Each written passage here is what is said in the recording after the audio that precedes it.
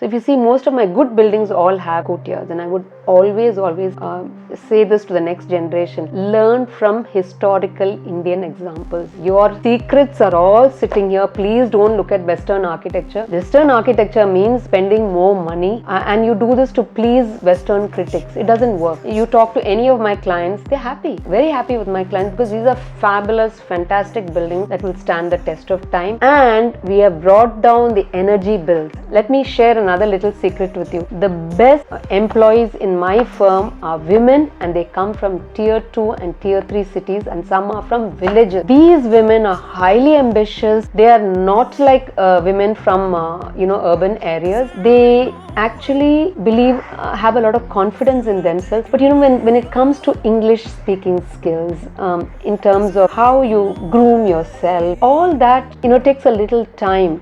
So that is why I advise state governments to have workshops for these girls who come from these villages, to come and tell them, how do you present an idea. Facing an all-male environment itself was a very good practice and a prelude for me for what I faced later on in the profession.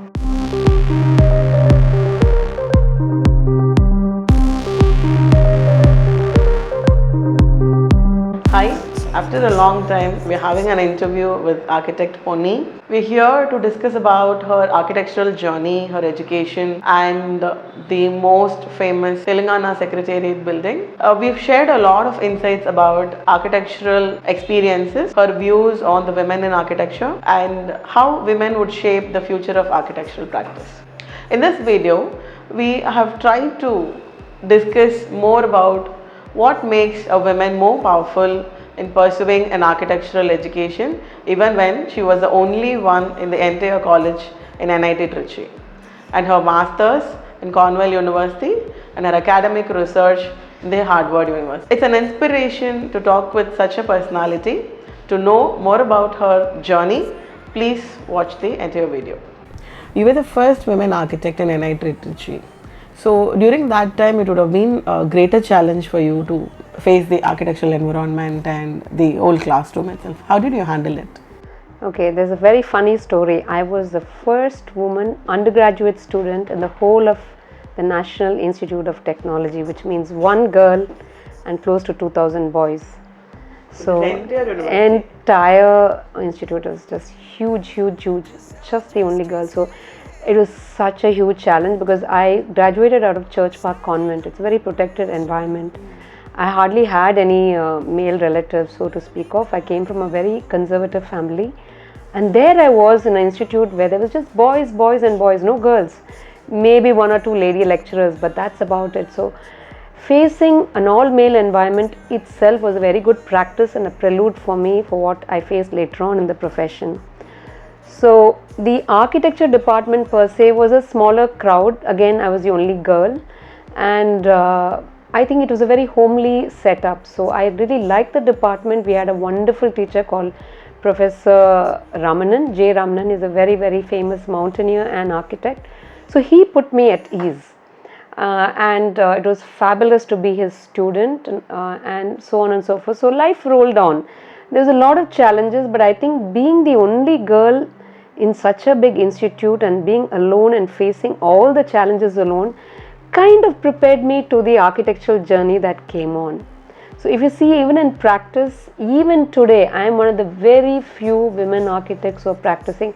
I'm talking about in terms of seniority. Today, we have a lot of younger women coming in, but when you sit for very large projects, like I'm talking about the Telangana State Secretariat, I was the only woman sitting with an all-male environment. I'm talking about the PW team, the political team that came in from the government.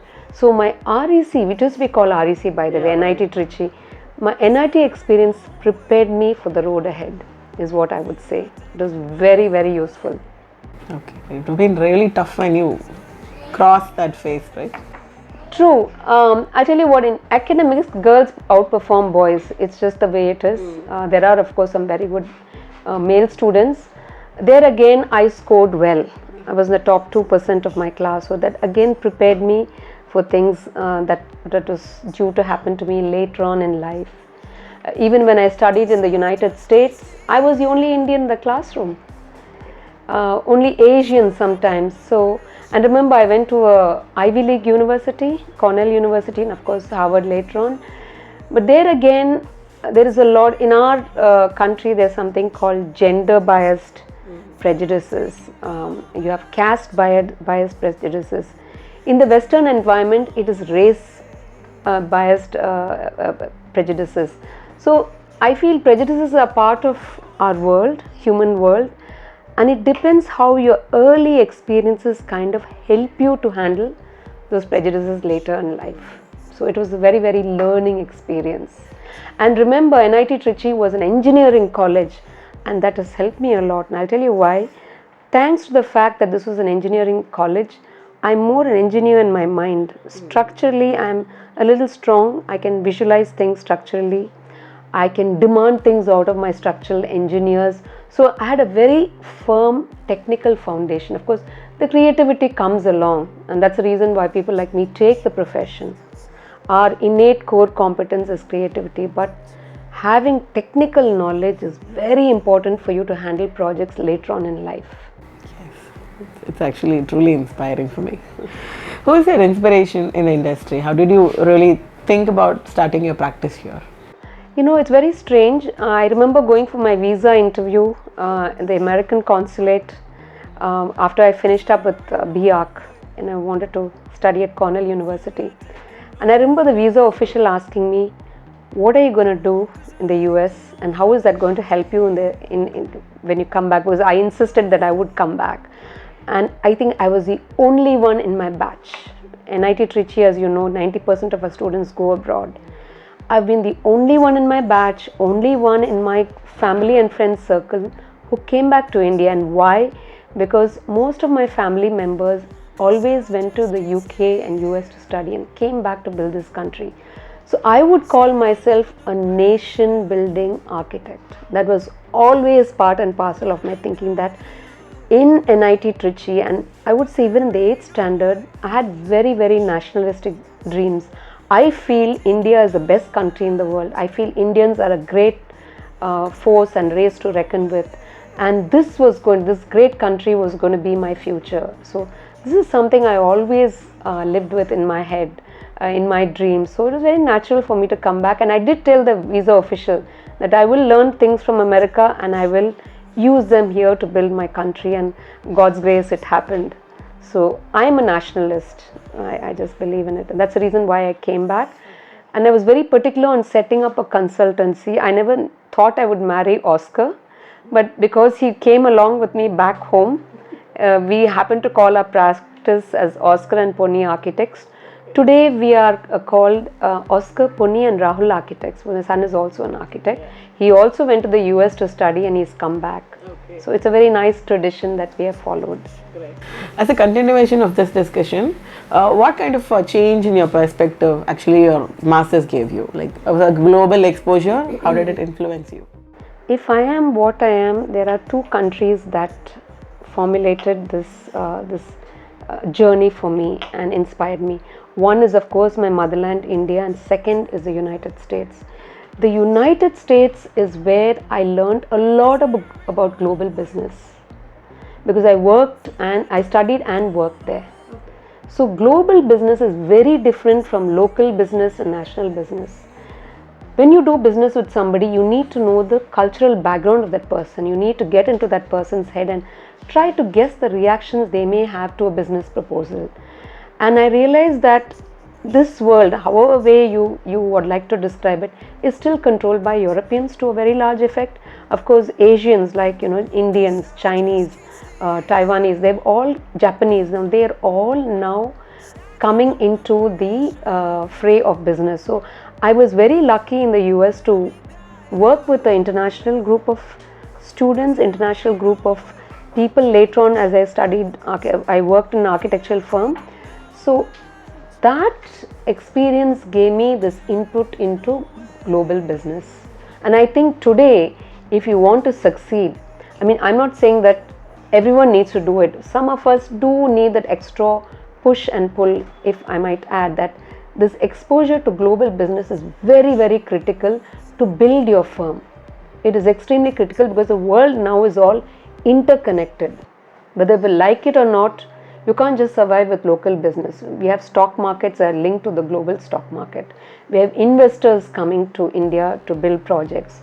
So you need to know how people think, how they act, how they feel to shine in global business. So if you look at my practice, I have a global practice. I do business in Middle East, I do business in the Far East. We build beautiful structures, fantastic structures. We won awards also for it. So all of that international experience of mine in the US really helped. And the other thing that helped me in the US is that, there's something called social conditioning in our country. And I'm going to talk to you frankly about this. When I was growing up, and I'm not saying that's what's happening right now, women are told you get married, you go to your husband's home, and your life is governed by what your husband does. It's called social conditioning. But when I studied in the US, the first things the Americans taught me was remove the fear from your mind. It's a very, very gender neutral country in when you convert it to Asian countries. So the boldness to do things, because they remove the fear from my head. I am equal to a man is what the Americans taught me. And that teaching inspired me to come back home and never get scared of men. Once you're afraid of something, then the whole game is lost. So of course, when you are in a certain country, you have to follow their traditions. You have to do a certain things their way. But when you sit down for business, you have to stop thinking you're a man, I'm a woman. Your thinking should be very gender neutral. So I think that way I was lucky to be born in a wonderful country like India, and very lucky to study in an American environment, which is very, very, in my book, gender neutral. As far as architecture goes, I'm not talking about any other field. Okay. So we already spoke about the Telangana Secretariat buildings process, and what were the challenges that you had in the designing part and the execution? Actually, this is a thing I learned from the US. When you design something for someone, you have to understand the cultural context. And here I was dealing with a government. Government, as you know, has got two wings. It's got the political people sitting in the wing, and then you also have the departments. So very often times I have mingled with politicians. I worked with 7 chief ministers. So I know what the expectation was, and designing a secretariat is not easy, because the secretariat is actually a symbol of the majesty and power of that particular state. And remember, there was a design competition. The top 20 to 30 architects of this country were invited to give presentations and proposals. So we were up to, it was like a David and Goliath situation really. But what we understood the brief very well, that whatever we designed for the government of Telangana had to project the culture of Telangana, So we went in for a very classical design. And honestly, I didn't have too much of hopes of winning the competition, but to my surprise, the government of Telangana selected that design. Apparently, they had a 500-man technical committee who looked into the designs, which was up for public scrutiny as well, and that was how the design was selected. So this is the challenges were actually to work with the roads and building department, because you see, when you do business in the private sector is different, because a private client will accept everything and anything you say to a large extent. I'm saying 90%. But in a government project is the other way about, because they have all these rules and regulations and NBC norms and everything, and they look for a structure that is easy to be built.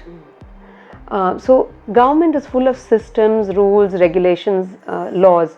So you have to fit into their parameter of how they will look at your design and see how it can be executed.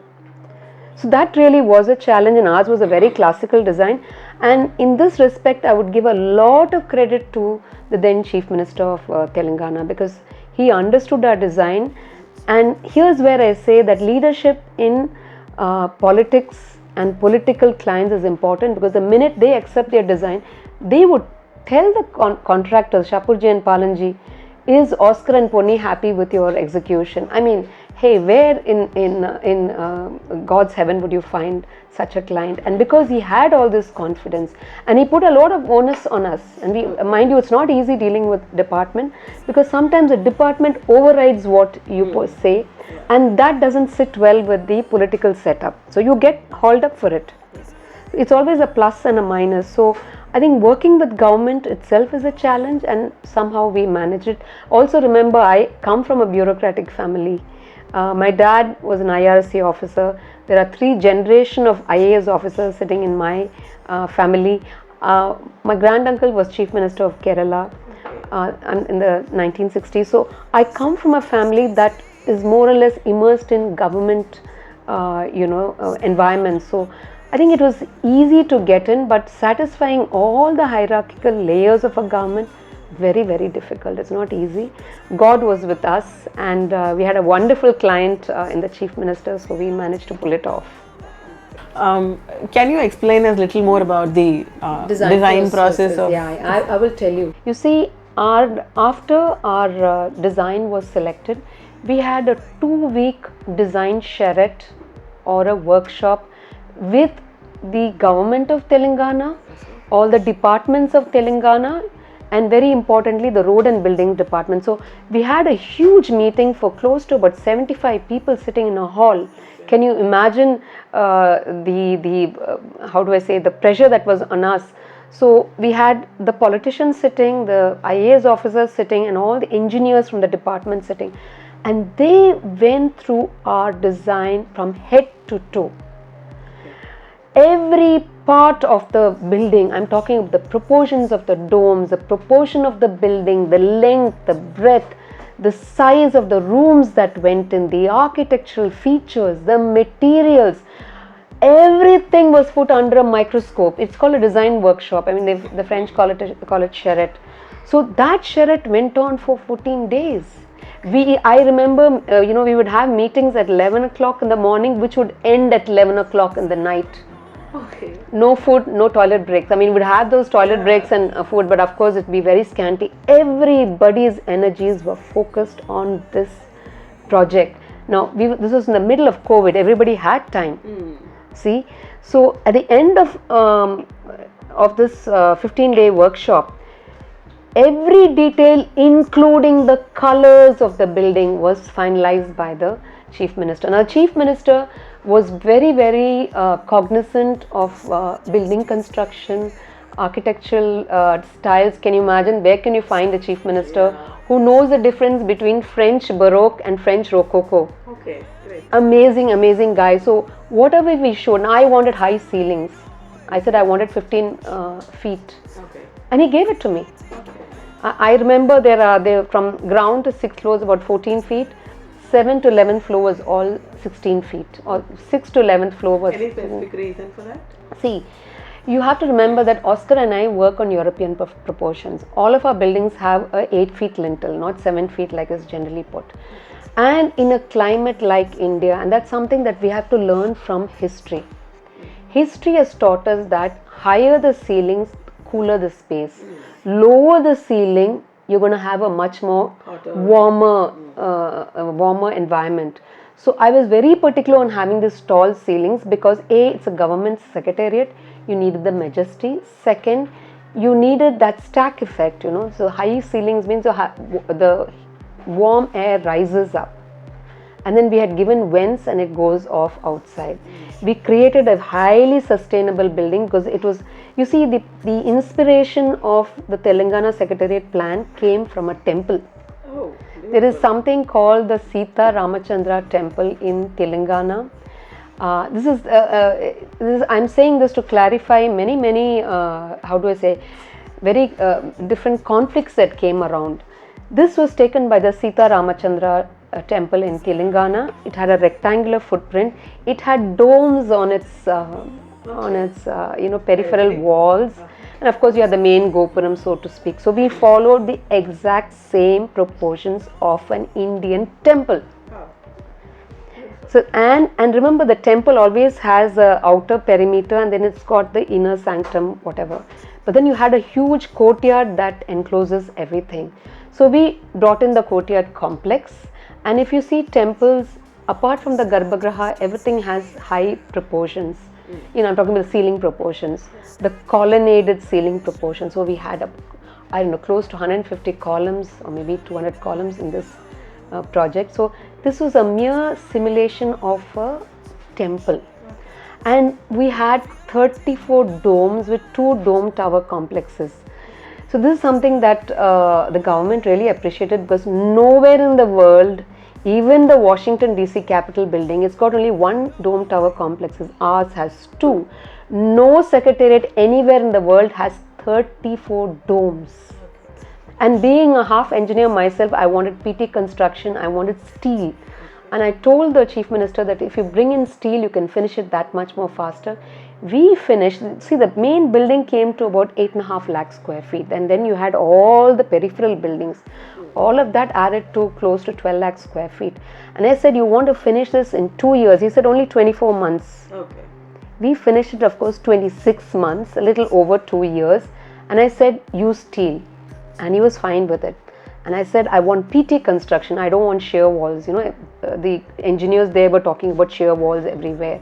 And I wanted to have column-free construction. So post-tension technology is something that I'm very used to, because I was the first architect in Chennai to bring in post-tension technologies. That was when I was fresh off the boat from the US.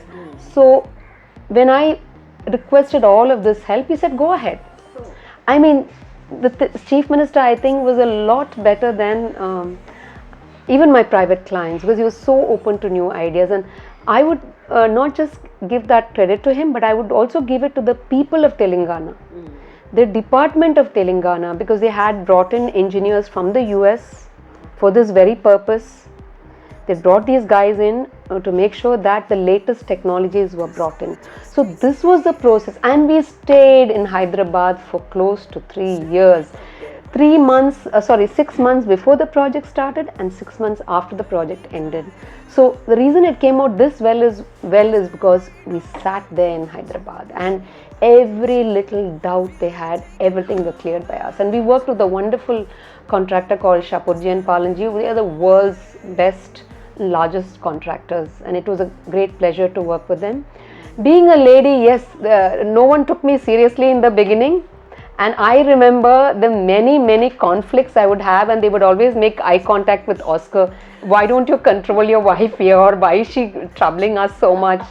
And after a while, you know, I just took charge. I said, look, it will be as I say.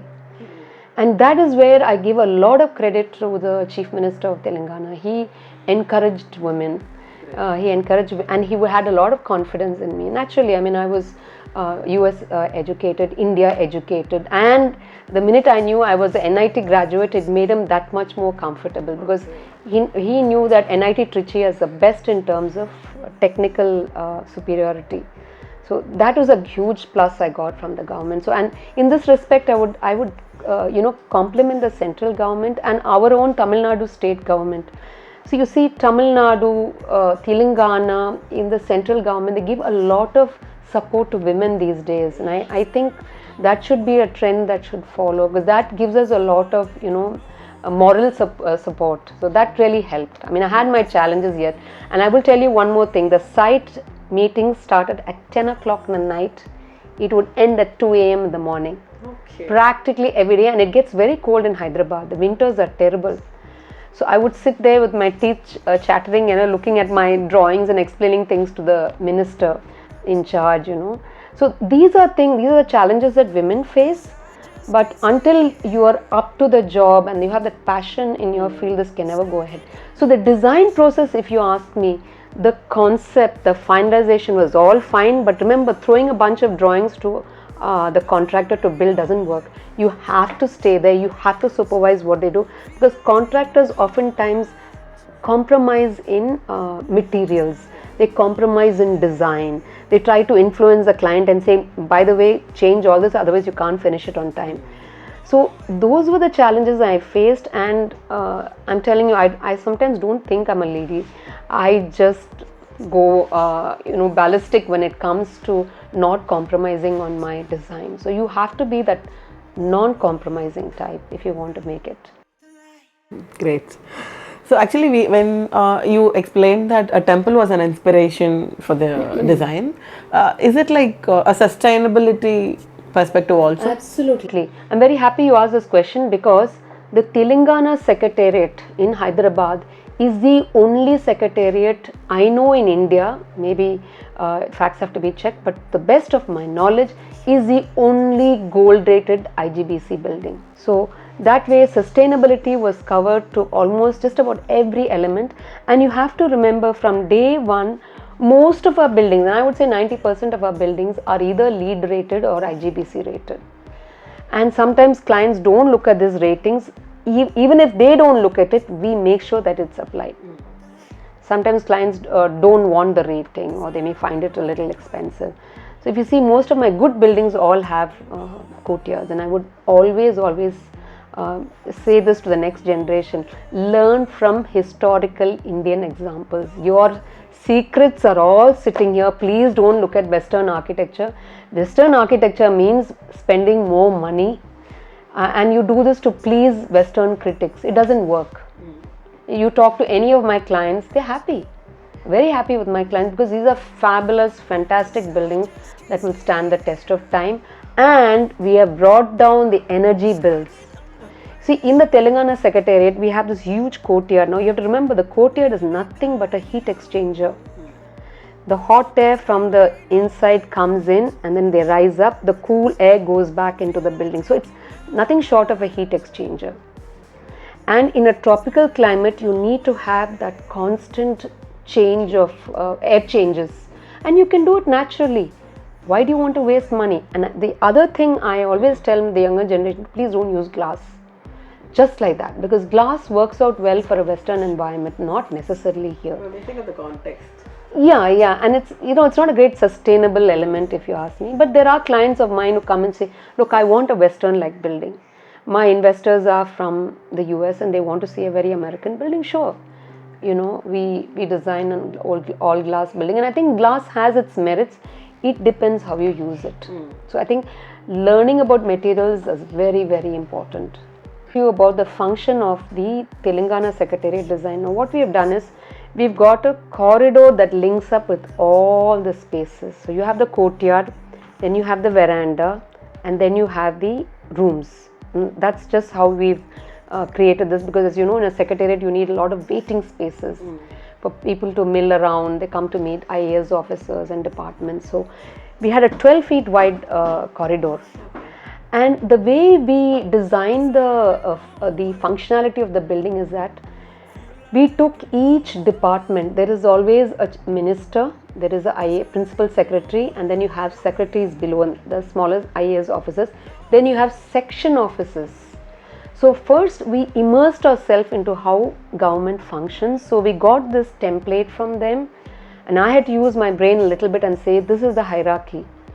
And each of these IAS officers have someone called a peshi or a PA. So they had to have spaces for the peshi, his toilets, and then waiting room for his, the minister's people who come to meet him, his visitors. So there is a hierarchy of spaces which we studied, and then we created a module. That module repeated itself 4 times. So each floor had 4 wings of a department. Each wing would be headed by a minister, and these ministers' toilets, let me also tell you, they were fitted with showers, because what the chief minister said is, this is going to be an American secretariat. We want people to work 24/7, and you should see, because of the way we arrange the spaces, and the whole place was CCTV. So if the chief minister sat on the southwestern corner and he just came out and just had a peep, you will not find a single person sipping chai or having that little smoke break. Nothing in the verandas. Why? A, these verandas were visible. B, the whole thing was CCTV'd. So I think it worked out. These public areas were all visible. So that is what I'm saying. The functionality of a building is also very critical. Now we had service cores, about 11 of them at every 30 meter, because NBC norm says every 30 meters. So we had those core elements also. So if you look at the facade, there are things like the bell towers, those vertical elements. they're nothing but service corps. We gave such good service corps, so spacious service corps that you can't go wrong with the functionality. So when we look into the male-female ratio inside the classroom, being an academician for the past 10 years, I see more girl children in the class. So when it comes to industry, there is a drastic change in the number of women practicing architecture. Is there any specific reason from your perspective? Yeah, I think you're quite right. I'm on the boards, governing council boards of so many universities, and I love dealing with the students. I think to keep yourself thinking constantly out of the box, you need to meet students. So I'm part of many review committees also. And you're right, today close to 70 to 80% are girls. Now what happens is, and this is a problem universal. This is not just in India. The reason I say this is because I lecture abroad also. I go to Asian countries, I go to Western countries and lecture. And there again, you have a lot of girls and few boys. The reason is, most of, let's say there are about, in a class, 40 students, and let's say 10 students are boys and 30 students are girls. And this is the truth. Yeah. Out of those 30 students, there will be about 4 or 5 students who will eventually have their own practice. I mean, look at the percentage, and it really snaps. The reason is, see, architectural field is a field that's building construction, and building construction, it is a roughshod industry. Mark my words, it is not anything that you sit in an air-conditioned room and you draw these beautiful drawings and just pass it on to the site, and the site, they say, okay, fine, we have it and we'll build it the way you're saying. No, it doesn't happen, because here you are dealing with the client, who will be mostly male, and then you will be having contractors who are again mostly male, then you will have sub-consultants, again mostly male, and then you will have facility managers that come from the client's team, again mostly male. So you'll probably have 1% of them being women. And honestly, the way the world is wired, our industry is more male oriented. So if you want to survive in this industry, you have to be a very, very roughshod person. You can't afford to be a nice person, because niceness means you get ironed most of the time. So it's very difficult for girls to travel. I travel most of the time. I go to sites where there are no toilets for women. I remember in Thiruvarur we did a huge project. Every time I went there, I would come back with a urinary tract infection. I would suffer for a month and then I would go back. So there are no toilet facilities for the most part. You have to sit in some plane, train, bus, bullock cart to get to your site. Now this is the real picture of architecture. And when you get to the site, you're there fighting with your contractors and saying, hey, you've not followed my drawings. Yeah. So you need to have a certain element of harshness in you to actually overcome these challenges. If you're nice, it doesn't work, as I've explained before. So for a guy, I think it's so much more easier. I'm talking about the sanitation aspect. I'm talking about traveling, in odd hours in the night. It's so much more safer for men than for women. So these are the challenges they have. I have been very lucky. I've had a husband and I've had a son who supported me all the time. My father was a civil engineer, IRSC officer, like I mentioned. So they were there to always help me, give that little protection that I demanded. But it is not very safe for women to travel alone anywhere in the world. I mean, they may talk about America being more safer and India being less safer. It's not something I agree with, because you can get attacked even in America. You can get attacked even here. But the beauty is, things in India have changed, and that's a great thing. We have got equal rights for women, but that's all a very, very, very late development. It takes some time for it to actually go into effect. So that's why women find it so much more easier to teach, for example, go into research, for example, or work part-time. You have something called children. I mean, you're very lucky. Your husband takes care of his daughter. I'm very, very impressed. I wish all men were like him. I think sometimes men make better mothers, I would say, than I would just use the term fathers. Men are more nicer to their to their children. And in the US you have something called house husbands, hey, you have housewives, you should have house husbands. So I think until and unless India comes to a scenario where there is absolute gender equality between men and women, and the current political scenario is driving towards gender neutrality. You can no longer harass a woman and get away with it. So all of these conditions will have an effect on women practicing architecture. So this is the real reason why, social conditioning, security, all that stuff. I am somebody who will go on the offensive. I believe offense is the best part of defense. So how many women can actually get up and be that way? Because I feel, if you ask me what's a passion in my mind, I'll say build, build and build. That's what I believe in. The thought of my sitting at home and being a housewife would be a sad consequence for the house in concern. My sitting in an academic environment at this stage in my life, no. I prefer the site. I think the site is the place where I enjoy being. So we're coming to the end of this discussion. We are taking this interview during this Women's Day month. So how do you think women can shape architecture in the future?